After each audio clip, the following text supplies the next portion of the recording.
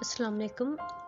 उम्मीद करती हूँ कि आप सब खैरियत से होंगे। मैं आपको आज रोमांटिसिज्म या रोमांटिक एज के बारे में बताऊँगी। 1798 से 1837 का ये दौर है। Anything appeal your senses is known as romance. कि कोई भी चीज़ आपकी सेंसेस को अपील करती है तो वो रोमांस है। और ये रोमांटिसिज्म का जो भी कंसेप्ट है ये सारा कंसेप्ट किसी इंसान से रोमांस की बात नहीं हो रही है। यहाँ पे रोमांटिक नेचर मतलब जो प्यार है, जो लव है, वो नेचर के लिए है।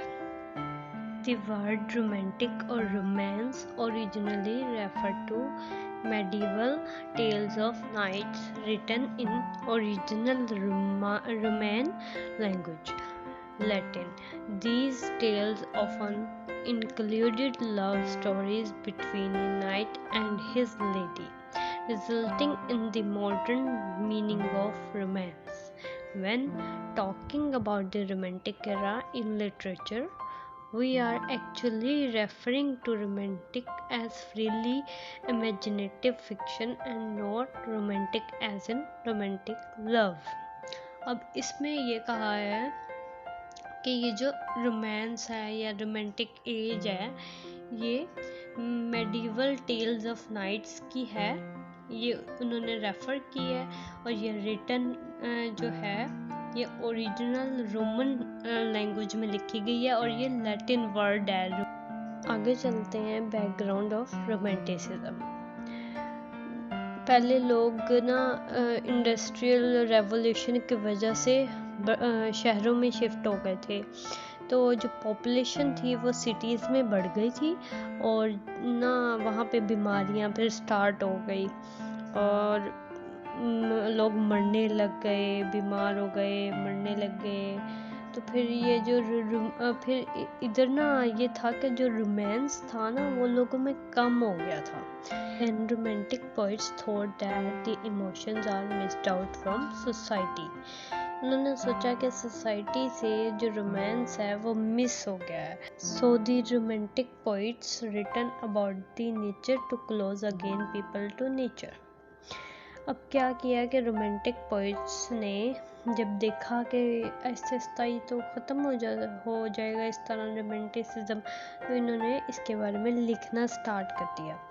और फिर आ जाता है कि लिखना स्टार्ट कर दिया कि उनको लोगों को नेचर के करीब करने के लिए उन्होंने ये चीज़ लिखनी स्टार्ट कर दी।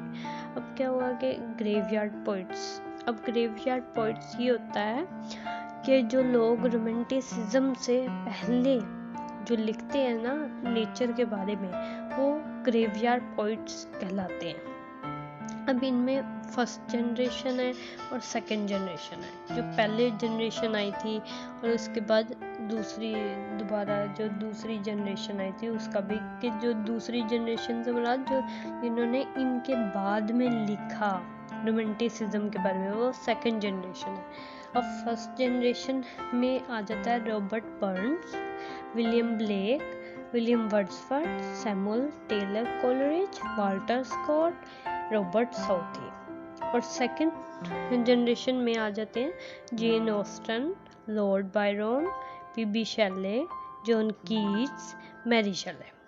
ये सेकंड जनरेशन में आ जाता है जिन्होंने फर्स्ट जनरेशन के बाद में ये बाद में ये पैदा हुआ तो इन्होंने लिखना स्टार्ट कर दिया, तो ये सेकंड जनरेशन कहलाते हैं। ठीक है, अब विलियम ब्लेक के बारे में थोड़ा सा बता देते हैं।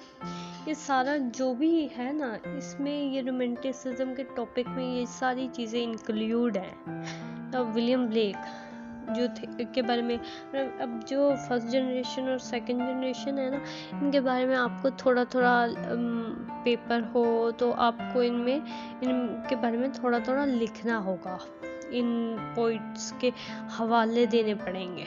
ठीक है, तो विलियम ब्लेक जो थे इनकी पहले इनको कोई फेम नहीं मिली थी। 1789 तक इनको कोई फेम नहीं मिली थी। फिर इनकी जो बुक थी 1794 में सॉन्ग ऑफ इनोसेंस, इसकी वजह से फिर इनको पहचाना गया, रिकॉग्नाइज किया गया, लेकिन ये कब हुआ? इनकी डेथ के बाद ये इनको फेम मिली थी। तो इन्होंने उसके बाद लिखी थी सॉन्ग्स ऑफ एक्सपीरियंस। ये एक थी सॉन्ग ऑफ इनोसेंस और एक थी सॉन्ग ऑफ एक्सपीरियंस। इनकी ये बहुत मशहूर बुक्स थी जिससे ये इनको काफ़ी फेम मिली। फिर क्या हुआ कि विलियम ब्लेक जो है ना, इस टाइम के बहुत ज़्यादा ग्रेटेस्ट पोइट थे, बहुत अजीम पोइट थे। और इस टाइम में फ्रेंच रेवोल्यूशन स्टार्ट हो गई थी, और इस टाइम में जो पोइट्री की लैंडस्केप होती थी वो बहुत ज़्यादा इम्पोर्टेंट होती थी, और फोकस किया जाता था इमेजिनेशन पर। रोमांटिक पोइट्स जो थे वो इंस्पायर्ड थे फ्रेंच रेवोल्यूशन से। आगे आ जाता है विलियम वर्ड्सवर्थ और सैमुअल टेलर कोलरिज। ये मिले 1795 में, और इन्होंने पब्लिश किया अपना लिरिकल बैलेड्स आफ्टर 3 years। 1798 में लिरिकल बैलेड पब्लिश हुआ था, और ये मिले कब थे? ये 1795 में मिले थे, और 3 साल बाद 1798 में इन्होंने लिरिकल बैलेड जो है वो पब्लिश किया था। अब यहाँ से रोमांटिक एज का स्टार्ट होता है, लेकिन ये हमें ये चीज़ें भी लिखनी होती हैं कि इनका ये भी रेफरेंस देना होता है कि रोमांटिसिज्म क्यों हुआ, कैसे हुआ, किसने किया, ये सारी डिटेल्स। आगे आ जाता है लेक पोइट्स कहते हैं उन पोइट्स को कहते हैं जो रहते हैं वहाँ पे जहाँ पे लेक है, मतलब झील है उनके घर के पास से, तो उनको लेक पोइट्स कहा जाता था उस जमाने में। तो इसमें आ जाते हैं William Wordsworth, Samuel Taylor Coleridge, Walter Scott, Robert Southey. These poets are known as lake poets. ये जो 4 पोइट्स थे, ये 4 पोइट्स थे, इनको कहते हैं लेक पोइट्स, क्योंकि इनके ये जहाँ रहते थे वहाँ पे इनके घर के करीब लेक थी, झील थी वहाँ पे। आ गया था जेन ऑस्टन का के टाइम जो था वो ये बहुत ज़्यादा इनके जो नॉवल होते थे वो आयरॉनिक होते थे, और इन्होंने 18th सेंचुरी में जो थे पॉइंट्स बाकी उन पे क्वेश्चन भी किए थे। तो इन्होंने बहुत सारे नॉवेल्स लिखे इन्वायरमेंट पे, ये इन्वायरमेंट पे नॉवेल्स लिखती थी, और शेक्सपियर के बाद सबसे ज़्यादा इनके पढ़े जाने वाले नॉवल थे। ये बहुत अच्छी नॉवेलिस्ट थी, और ये सिंपल लिखती थी, लेकिन इनका जो नॉवल होता है वो क्वालिटी वाला होता था, क्वालिटी वाला ये नॉवल लिखती थी। इनका जो पहला नॉवल था वो नॉर्थ एंगर अरबी था। इन 1803 में इन्होंने ये लिखा था। इन्होंने ये नॉवल पब्लिशर को दिया कि ये पब्लिश करवा दो, तो 1818 तक इनका नॉवल पब्लिश नहीं हुआ। इन्होंने लिखा सेंस ऑफ सेंसिबिलिटी, ये भी इनका नॉवल था। प्राइड एंड प्रेजुडिस, ये भी इनका नॉवल था। मेंस स्पीड पार्क, ये भी इनका नॉवल था। जितने भी इन्होंने नॉवल लिखे वो उनमें एक मसला ये आता था कि उस ज़माने में औरतों को, लड़कियों को इजाज़त नहीं थी कि वो अपने नाम से पब्लिश करवा सके। जो पब्लिशर्स थे वो रिफ्यूज़ कर देते थे पब्लिश करने का, क्योंकि उस टाइम में इतनी नॉलेज नहीं थी लोगों को, तो वो लड़कियों को इजाज़त नहीं देते थे कि वो अपने नाम से नॉवल अपना पब्लिश करवा सके। तो ये पब्लिश इनके नॉवेल्स नहीं हुए थे। इनको जो फेम थी इनको मिली इनके डेथ के बाद, फेम मिली जब इनके बाद में पब्लिश हुए नॉवल, इनकी डेथ के बाद, क्योंकि जब नॉलेज आ गई फिर इनके पब्लिश हुए नॉवल तो इनको फेम मिल गई। A lot of works was fired by her sister. काफ़ी इनका जो काम था इनकी बहन से वो फायर्ड हो गया था, मतलब ख़राब हो गया था इनकी बहन से। आ गया था लॉर्ड बायरन, पीबी शेले और जॉन कीट्स। इनके पास कुछ सिमिलर थिंग्स हैं कि मतलब सेम चीज़ें हैं, इनमें कुछ सिमिलरिटीज़ हैं कि जैसे कि ये तीनों मरे थे लिटिल एज में, मतलब कम उम्री में ये तीनों ही मरे हैं। ये तीनों के तीनों हैंडसम भी थे और इन्होंने पोइट्री स्टार्ट की थी तो इन्होंने चैलेंज करना शुरू कर दिया था लेक पोइट्स को। ठीक है, लेक पोइट्स को इन्होंने चैलेंज करना स्टार्ट कर दिया था और ये रोमांटिसिज्म को एक न्यू स्ट्रेटजी से बताते थे और इन्होंने क्वेश्चनिंग करना शुरू कर दी थी विलियम वर्ड्सवर्थ से डायरेक्टली। क्वेश्चन करते थे डायरेक्ट विलियम वर्ड्सवर्थ से। अब पीबी शेले ने एक लिखा था, ये नॉवेल्स ये इनका काम था, ये इन्होंने लिखा था ode to western, ode to skylark, Adonais Ozymandias, ये इन्होंने लिखी थी। मैरी शेले पीबी शेले की वाइफ थी। इन्होंने फ्रैंकनस्टीन नॉवल लिखा था जो कि एक साइंस फिक्शन नॉवल था और बहुत ज़बरदस्त था, इनका काफ़ी पसंद किया गया वो नॉवल। जॉन कीट्स ने लिखा ode to a nightingale, ode to a nightingale, ode to autumn, ये इन्होंने लिखा। ठीक है, वाल्टर स्कॉट जो थे उन्होंने लिखा हिस्ट्री पर, हिस्टोरिक वो पोइम्स लिखते थे। When queen Victoria become queen of England in 1837, जब 1837 में क्वीन विक्टोरिया क्वीन बनी तो यहाँ पर रोमांटिसिज्म का जो पीरियड था वो ख़त्म हो गया, यहाँ से विक्टोरियन एज स्टार्ट हो जाएगी। ये एक नया टॉपिक है, इस पे भी इंशाल्लाह वीडियो मैं बनाऊंगी। रोमांटिसिज्म के यहाँ पे एक क्वेश्चन एक और आ जाता है, फीचर्स ऑफ रोमांटिसिज्म, जो कि बहुत ज़्यादा इम्पोर्टेंट है। ये सारी इसकी रोमांटिसिज्म का बैकग्राउंड है कि क्या कैसे हुआ, ये सारा बैकग्राउंड है, लेकिन जो असल चीज़ है वो फीचर्स ऑफ रोमांटिसिज्म है।